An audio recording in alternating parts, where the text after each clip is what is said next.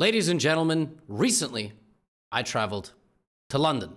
I did a bunch of fan events to celebrate the launch of my new book, and one of the things that I did was break into the Google London offices to challenge 100 Google employees.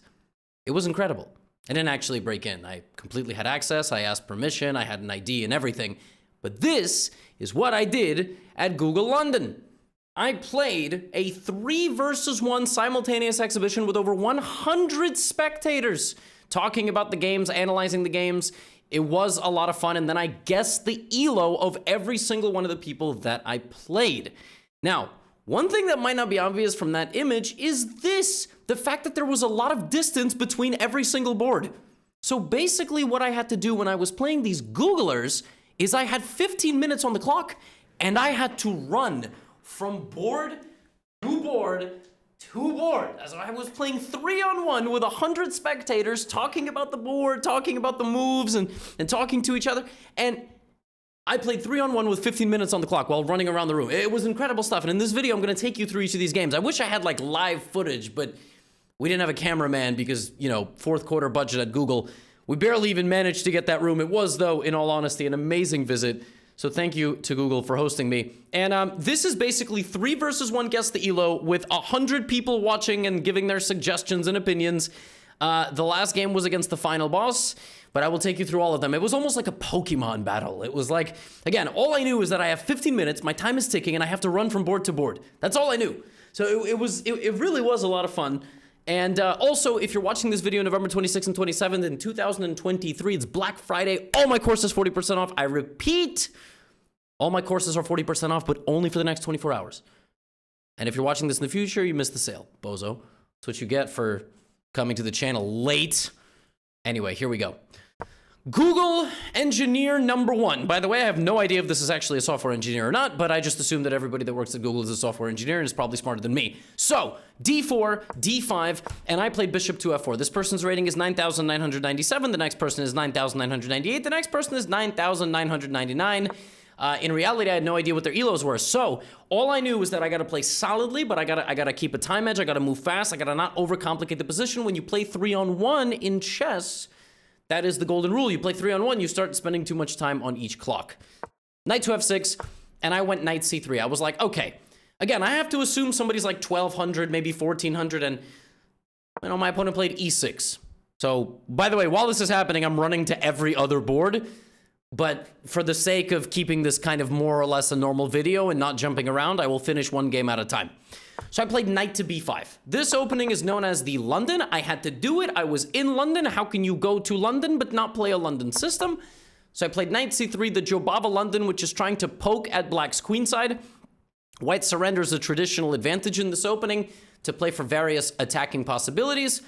And so I played Knight B5, and now one of the ways to defend this is with this awkward knight positioning on the edge of the board, or to give up the dark squared bishop, but have a very solid center. That is what my opponent did. There's other ways, like Black could maybe bring the bishop that way. My opponent did this. Now, the reason I was happy to see this is that now I'm going to be able to clarify the position very early. So I'm going to play knight takes, because more often than not, it's good to trade a knight for a bishop. Bishops are long-range pieces.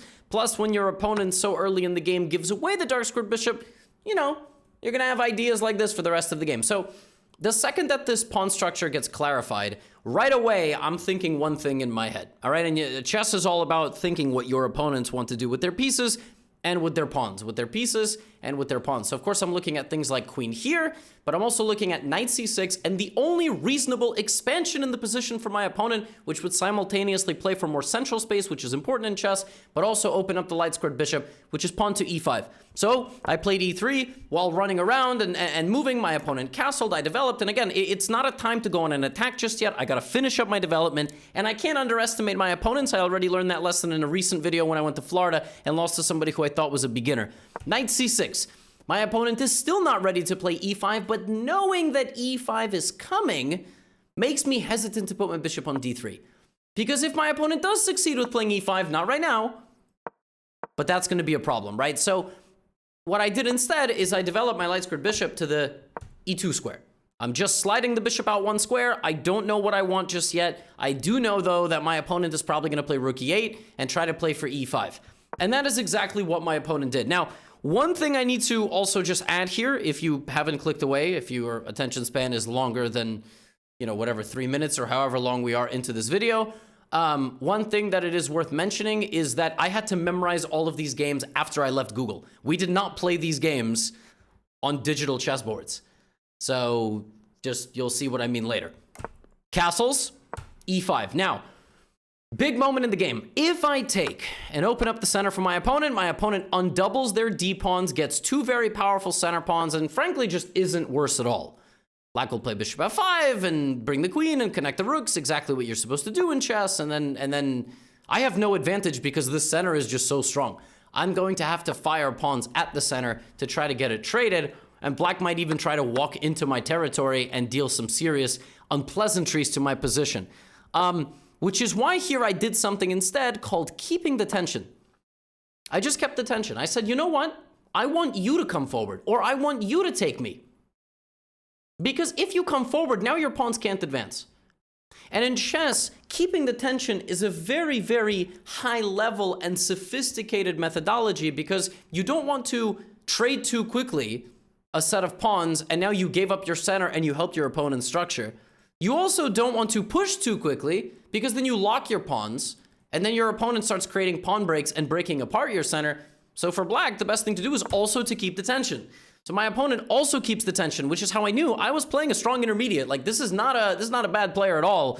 This person plays e5 and doesn't overextend. I also play a waiting move. I just bolster my center a little bit. You know, maybe I'm going to play h3, maybe I'm going to play queen b3. My opponent also makes a waiting move. So clearly at this point, I'm like, okay, I think I'm playing a strong guy. Let me kick out his bishop. Let me defend my bishop with my rook while also running to, you know, board to make moves. I'm like, it's better for me if my opponent thinks. My opponent plays rook c8. And then I'm like, wait a minute. I think I've spotted something. So I stop. I stop at this board and I'm like, wait, this is deceptively protected. What does that mean? Well, when my knight goes there, our bishops actually see each other. So I paused here despite having a time running on every board and I went, when my knight takes, if he takes me, I'm going to take his bishop, defended by my queen. And if he takes my bishop attacking my queen, I take. This is a very, very, very common calculation sequence. I take on e5. And by the way, you can start calculating like this if you get the Tactics Masterclass. Of course, it's not just on openings. Tactics, endgames, middle games. You go take, knight takes e5. Opening up the bishops to each other. If knight takes e5, then bishop takes h5, knight takes h5, queen takes h5. This knight can't go anywhere for black. But if takes, knight takes e5, and instead of knight takes e5, he sneaks in attacking my queen, I can't just do anything I want, because if I take back the bishop, I lose the knight here. But I throw in knight takes c6. Zwischenzug. He attacks my queen, and I attack his queen. Take, knight e5, and this is under attack, but there's also rook e5. But after rook e5, there's bishop e5, bishop e2, bishop f6. This is the way you calculate in chess. If you had taken this bishop at some point, you would have gotten a position where it's 2 knights for a rook, which is losing. Like, that's better for black. And I spotted that despite it being a 15-minute 1 versus 3, and I was like, oh, take. Bishop takes, knight takes, and if he takes my queen, I take his queen, and then we both get our pieces out.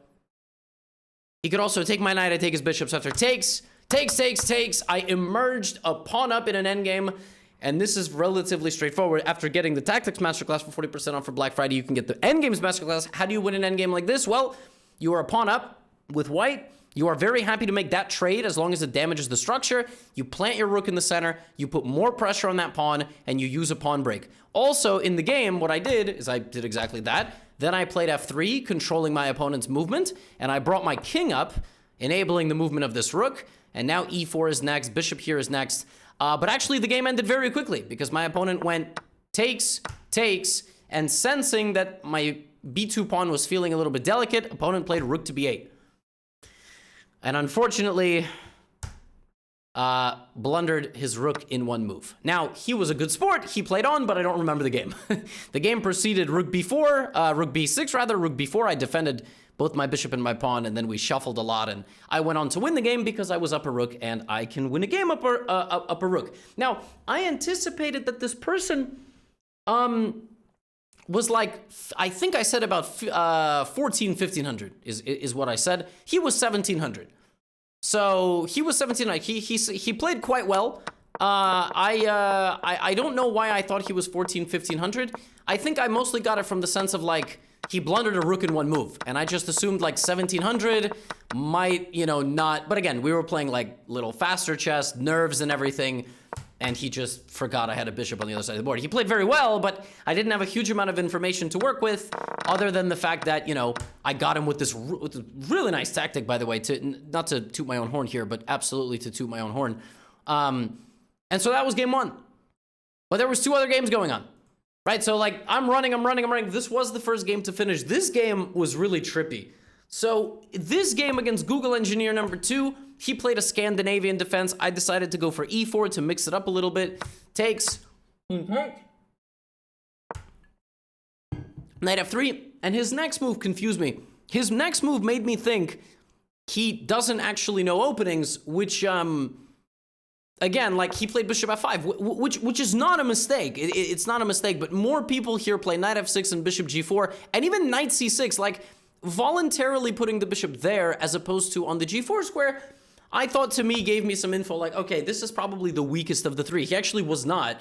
And that's not an insult, like, at all. It's just like, I put way too much value on the opening knowledge, right? Because I didn't play knight here, and I played knight f3, and, you know, he played bishop f5, and right away I was like, oh, okay, like, you know, this guy's probably like 1400, right? Like, just from the openings. But let's see what's gonna happen. I went here, he played the typical Scandinavian move, I took the center, he played e6, I developed my light square bishop. This game I remember the least accurately, but I will still get you to the correct position. And then here he just started developing normally, so I was like, oh, so maybe bishop f5 was just a fluke. Like, maybe, you know, maybe he didn't pin my knight because he plays bishop f5. And I saw, okay, so I was like, okay, maybe 1600, right? Let's just say 1700, right? Like, every move that black is playing here is very solid. I mean, he hasn't made a single mistake. He obviously knows that the idea is to go knight bd7, bishop e7, and castles. I was also getting very frustrated because, you know, at this point, like around move 9, I'm in move 9 in this game, the game that I just showed you. I'm around here. I have no advantage whatsoever, right? Like, literally none. In the other game that I'm going to show you, I also have no advantage. So I'm thinking, like, am I just playing a murderer's row of some Google engineers? Like, what kind of a trap have I walked into, right? So what I started doing here is I started playing waiting moves. I, like, slid my bishop back. And the reason that I did this, instead of playing aggressively and playing the best move maybe, which is to make progress, is I needed to get to a point I can make a lot of moves quickly without changing the texture of the position. The same thing that I did here, actually. If you notice, I'm a very aggressive player. Like, I'm always looking to create an attack. But what I did in this game for a long time is I just kept the tension. I just waited. I played very easy moves, rook e1, because I need my opponents to do the bulk of the thinking in the early stage of the game. If I'm already complicating things, I can't run around the board as fast. So I'm running there, I'm running here, I'm running to that board, and I'm just being as solid as possible, right? So here, my opponent develops, and now I'm like, okay, the way to make progress here is probably to put my knight in the center, right? Just making an advancement into my opponent's territory. That opens up my queen. That also enables my bishop to go there, which would put pressure on the queen behind the knight. So I thought, okay, knight e5, queen f3, bishop f4. That looks like a nice plan. And, you know, I'm the higher rated player. I'm the one playing the simul. I should be the one attacking, right? So I played knight to e5. In any chess position, in any sport, you have to overtake the opponent at some point, right? So knight bd7, that move is decent, putting pressure. Of course, I don't have to move. I should probably play bishop f4 in this position, but I just decide, okay, I'm going to play queen f3, and then I'm going to play rook d1. If my opponent takes on e5, then I will go here, strong post in the center, and then I'm going to play like queen here, bishop f4, bring my rook, and let's just, you know, let's push him backwards, right? Of course, I don't have much advantage, but he castled, and that allowed me to put my bishop on f4. So now I am threatening a few things, right? I mean, the position is balanced. See? It's equal, which is really annoying because I'm trying to like beat these guys as fast as possible, but my time is ticking and I'm playing 3-on-1. I'm running there and back. There's people talking. Like, you know, people are talking to me, asking me questions, distracting me. It was a lot of fun, really. I have to tell you, it was really a great time. But I'm creating threats. Anywhere I move my knight now is a discovered attack. So the best move here for white is, of course, I was gonna say knight g6, but the computer even likes knight takes f7, which attacks the queen and opens up the king here. Traditionally, I would have thought knight g6, right? And then just grab the rook. I mean, you might as well, right? Grab the rook, have a long-term advantage. But my opponent went bishop d6. And so now I was like, well, this is really annoying. I gotta keep the tension again. You know, I wanna bring my rook, but then I was worried about something like this in the future. So I thought, all right, bishop d6, again, let me keep the tension. I'm sliding my bishop back a square so that he's defended, right? So now I can move my knight at any point. If c5, trying to trade, that severely weakens the b5 square. So I immediately get in on b5, and I thought, you know, I'm gonna let my opponents try to instigate with me and pay the price. That was sort of my game plan, because we've traded nothing. I have a very powerful knight in the center. I don't have any threats just yet, but I'm just gonna, you know, I'm just gonna improve my position. What should he do? The exact same thing. So like rook d1, you know, he might not want to play rook e8 because there's tactics, knight f7 and something like this. But point stands, like he should also bring some more pieces. And then I came back to the board and he fell for my bait a little bit. You know, I made a lot of moves. It seemed like there was a very tense moment building up, but I still don't have any threats, but just a little bit too much respect. And my opponent played knight d5. And that's the thing in chess. Sometimes you try to make something happen, right? What my opponent had calculated here was that if I take with the knight, he takes with the c-pawn. That's what he had calculated. And he opens up his queen. But what you always want to do when you play a move is look at the non-standard capture as well. You never think that white is going to play bishop takes d5 here. But bishop takes d5 not only is the best move, it's also not only is the move that he missed, it's like a winning move. Because now black has two choices. Lose the bishop completely, right? Completely lose the bishop for free. Terrible. Or allow this fork, which is also really, really bad, because after that, it's a direct assault. Directly on that, and I immediately play knight g6. I win the rook, he goes here, and I play like queen c3. I don't know. Something like that, right? I play queen c3, defend all my pawns, and I'm just much better. So he completely missed bishop takes d5. Now, in chess, frequently it's not the first mistake that kills you, it's the second, right? And so here, realizing he had made a mistake, what he should have done, by the way, to prepare that, let's just say maybe a6. Rook d1, and actually then knight d5 is not totally bad. There's still a tactical problem. Take. So maybe instead of doing that, like you move the bishop to h7, which is also pretty reasonable, and it just has scope, and it's out of the way of my queen. Unfortunately, after I took like this, he decided to play bishop e5, and what my opponent had calculated is he takes my knight, and whatever I take back with, he's going to take my bishop. So for example, if bishop takes, knight takes, rook takes, c takes. And then if knight takes, there's even something like queen c2, maybe. Right? But the idea, of course, is that the bishop is hanging. So he played bishop takes e5. And unfortunately, it was not the first mistake that he missed. I just took his knight. He just took a knight. But he missed my next move. I am now going to be able to get out with this bishop. How? That bishop is hanging. How am I going to do that? Whatever I take with here is going to get either taken or he's going to do it. I'm famous for one thing, right? Rook takes c5. Critical idea, which my opponent had overlooked. A very non-standard capture, right? Bishop takes, non-standard, and then taking first with the rook is crazy. But the idea is that it's a discovered attack brewing on the queen. So if this, I sneak away with the bishop. I sneak away with a bishop. And if you take this, I hit your queen, and now you can't take this, right? You can't take this.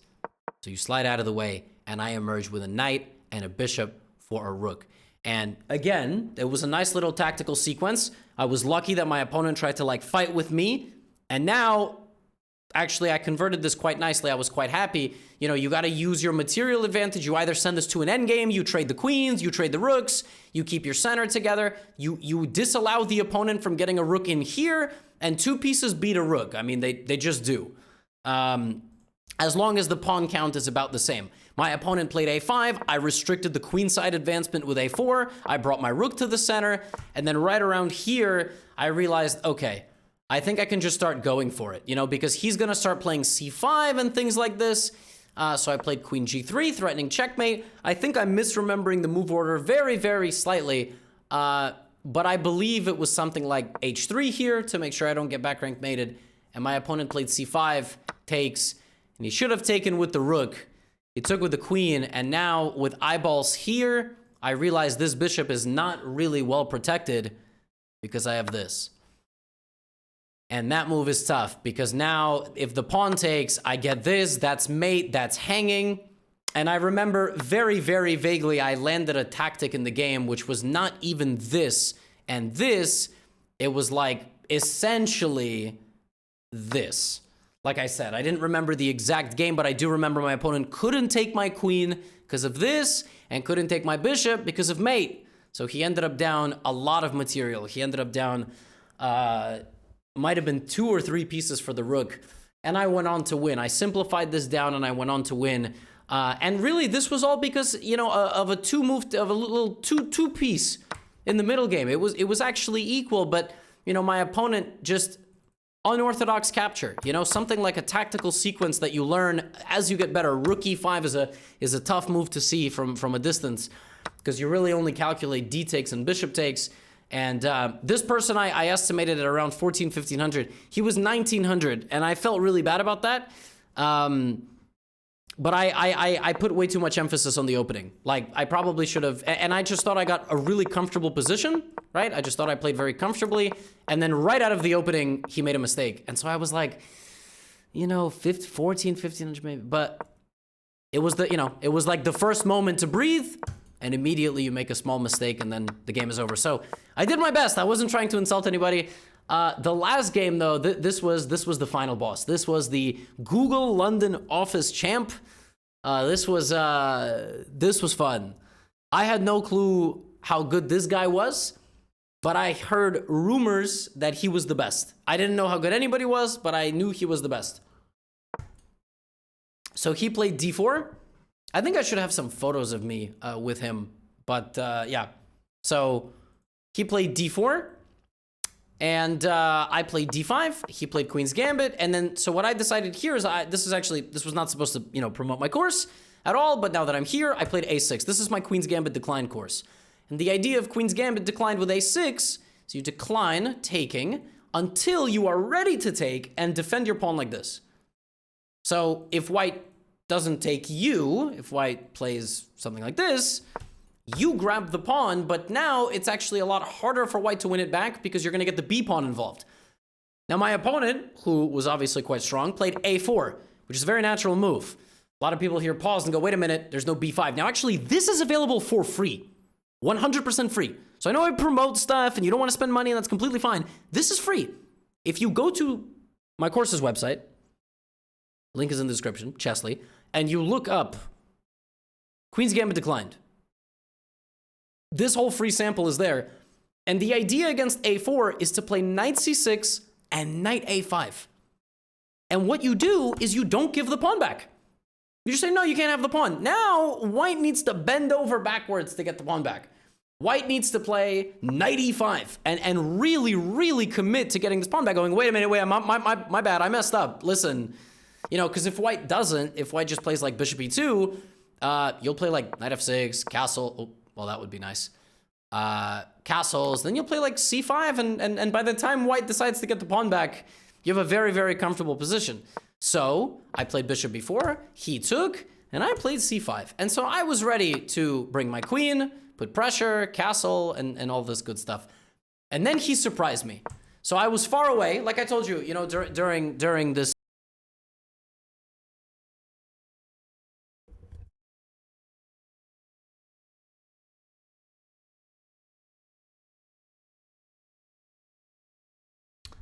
Okay, this microphone is very moody. I apologize.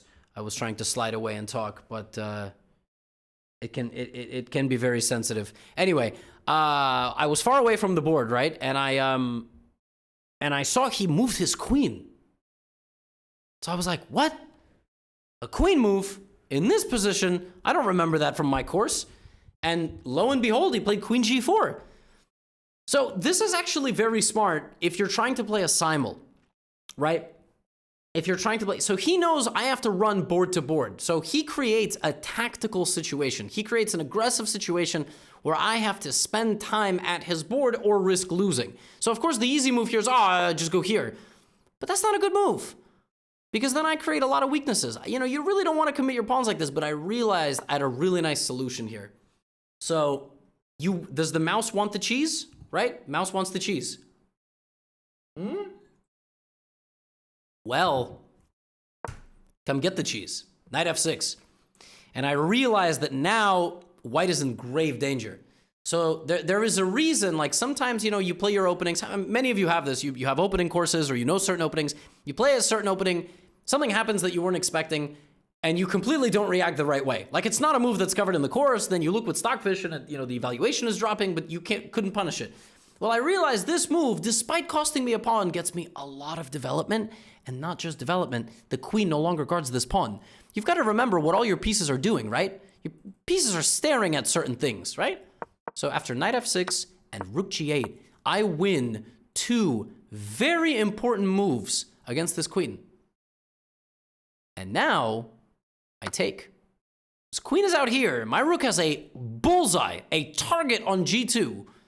My queen is going to defend the knight and create problems and attack things. And the knight's gonna jump in, right? And all of this. So take, queen takes d4, which was not the best move, probably. I think I should have probably taken and gone here, but you know, I did this. And I have pressure, I'm threatening this, I'm threatening knight b3, this is still defended. And then at this point, I'm like, okay, well, I know I'm much better. I don't know if I'm winning just yet. He played knight d2. The idea of knight d2 was just to give me this pawn. But in giving me this pawn, he gets out of danger. It's actually very hard for me to win here. Like, if I try to just take his head off, queen h7, and I might even lose. So I gotta be a little bit careful, right? So I'm thinking, okay, this guy's at least 2,000. Defensive skills, at least 2,000, right? So here I completely changed my approach to this game. I thought this was very clever of me because, again, I need to win all 3 games, and my time is ticking, right? I got like 9 minutes on each board, and I'm running. So I'm like, okay, I want to make sure he can't have an easy game. White is giving me knight d5. Oh, computer's giving me knight d5, knight g4. Of course, I saw knight g4. I even saw this cool tactic, queen takes f2. And then knight g4, sack my queen, get it back. But I was like, no, you know what? Bishop d7. Let me just bring pieces to the game. I don't have to do anything. I'm just going to play bishop d7. What is he going to do? I'm going to play bishop c6 and take the diagonal. I'm going to play rook c8 and attack this. What's he going to do? He brought his queen back to trade. And I was like, you know what? You know what? Normally, the attacking side does not want to trade queens. The attacking side wants to get out, not trade queens, use the opponent's queen as a target. But I realized something. I can trade. I am up 0 points of material after all that. 0. But White had to tie his shoes together to play defense. And now, look at the amount of pressure. Look at the level of activity. Look at my pieces. Every single one of them has a purpose. Every single one of them has a target. I have no weaknesses. Literally, nothing in my position. Like nothing back here. I mean, you could say these things are unprotected, but he can't attack them. And I was like, wait a minute, this is just easy now. So he played g3. Played g3 to enable moving the bishop there, but I immediately grabbed the diagonal. Now his rook moves. Now he can't castle. Now here comes knight g4. Who is going to protect this? Look at all my pieces swarming. I was very happy with this performance. And under this pressure, he blunders. He went for a trade, but he walked into a fork of a piece and a square, which would lead to another fork. So a really brutal fork. And right here, I was like, nice. We're going to beat this guy. And I knew this was the final boss. And I needed to apply a lot of serious positional pressure in this game. He left that rook there because this way he wins my knight. And now I just knew, okay, I have to convert. So now I took, finally, because we're in an endgame. So I'm okay opening up the position because every pawn matters. And the way I'm going to win this, the easiest way, I got to get the rooks off. With no rooks, he has nothing. Nothing. And the only thing you need to be careful about is hanging a fork. This looks like a fork, but I have check, which is very important. Okay, so for example, if this is the position and here I play b6, all of a sudden I'm getting forked.